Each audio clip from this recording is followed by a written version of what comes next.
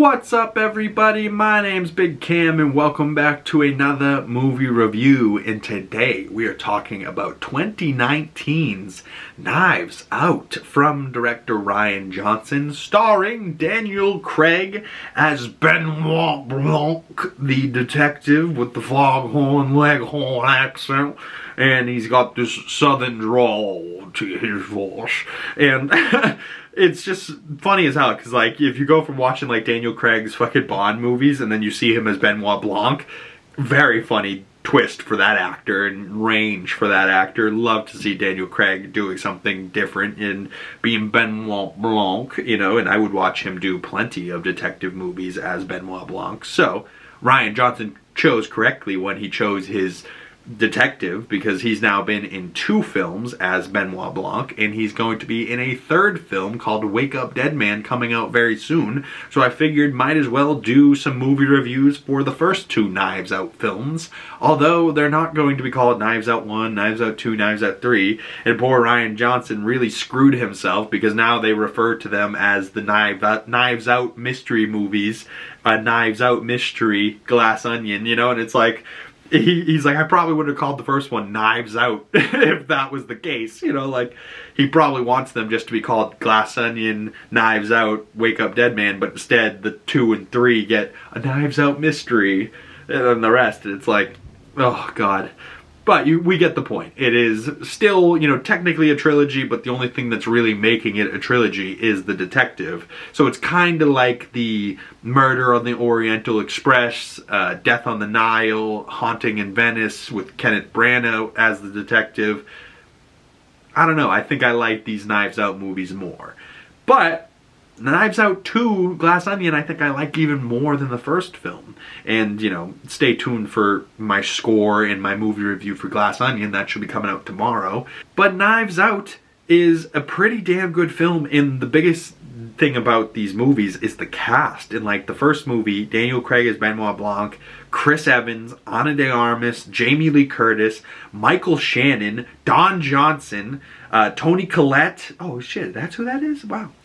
Toni Collette, LAKEITH Stanfield, who is, you know, rising, going to be a stud actor himself in many things in the future, I can almost guarantee.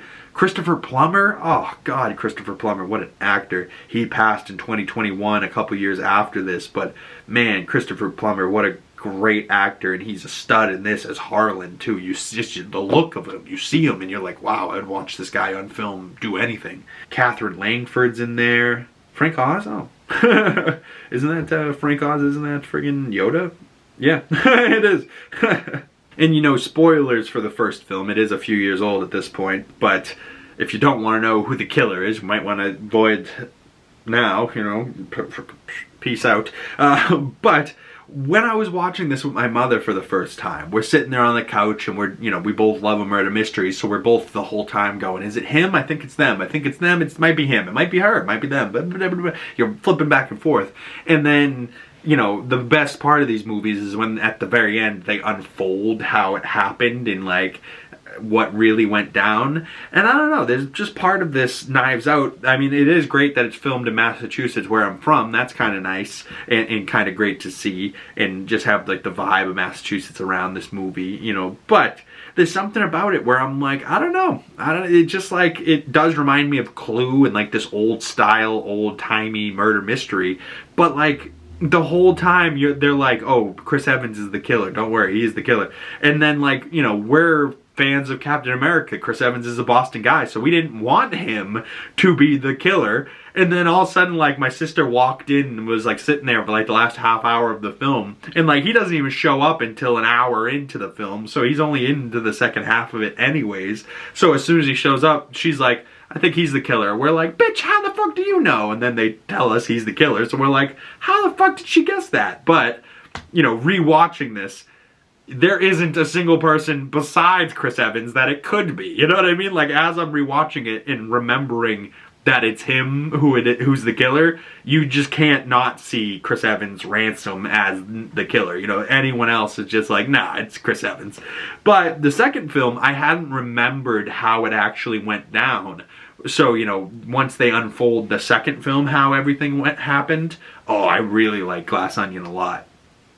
But overall for Knives Out, I gave it 3.5 out of 5 stars, about a 7 out of 10. And if I had to give it a true 10 score, it's probably like a 7.7, 7.6 maybe. But like, you know, maybe even a 7.8. But like a damn good, solid, entertaining film. I just like Glass Onion a little bit more than that. So, you know, stay tuned for tomorrow's movie review for Glass Onion. But I'd love to hear your thoughts on this movie down in the comment section below, or you can send them to me on my other social medias. Links for those in the description below. I'd love to know your Knives Out thoughts, and stay tuned for Wake Up Dead Man coming out on Netflix pretty soon. So a third Knives Out mystery will be coming to us very, very soon. So stay tuned for that.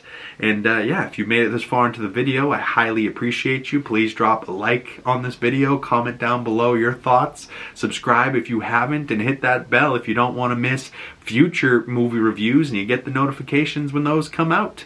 Once again, my name's Big Cam, and I'll see you in tomorrow's Glass Onion movie review. Peace.